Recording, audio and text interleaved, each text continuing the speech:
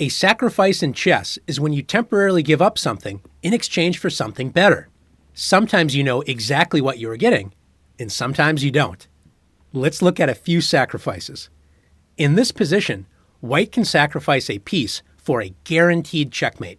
It's a sacrifice only because you are giving something away for a less than even trade of material.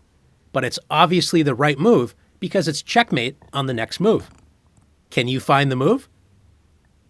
That's right, queen to e8. White sacrifices a queen in order to eliminate black's only defender of the back rank, the rook on a8.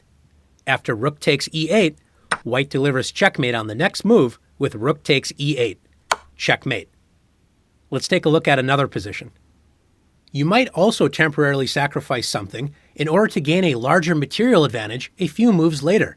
In this position, black gives something up for something better just a few moves later. Can you see what it is? That's right, knight to f3. Black forks the king and queen, and by moving the knight, the rook's attack is revealed against white's queen. Black sacrifices a knight, but gains a queen.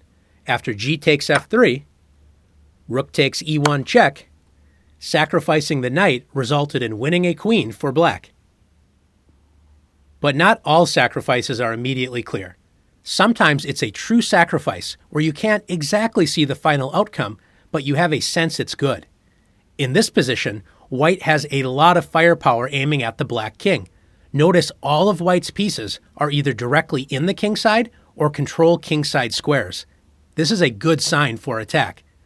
White could play queen to h5 and try to attack the h7 square, but notice that black could play g6, blocking this attack. Maybe white has an idea of how to break open lines to the enemy king, but white can't see all the way to the end.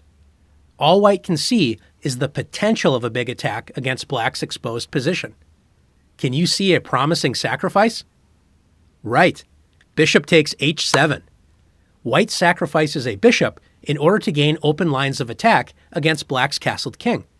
If black refuses the sacrifice and plays king to h8, white will play queen to h5.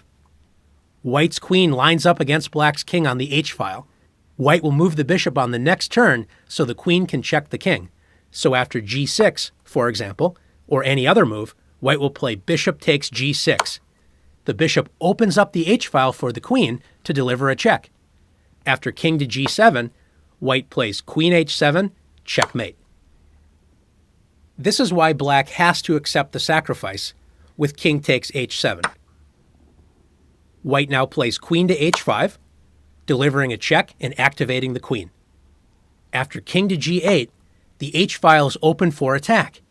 White didn't see the whole idea through, but knows that once a sacrifice is made, you have to keep attacking. Which piece can join the queen on the h-file to threaten checkmate? That's right, rook to h3. Black cannot stop queen to h7 or queen to h8 checkmate on the next turn. Notice after f6, hoping to open up a window for the king on f7, queen h8 is checkmate, because remember, the knight on d6 prevents the king from escaping. Let's see if you can find the right sacrifices in the following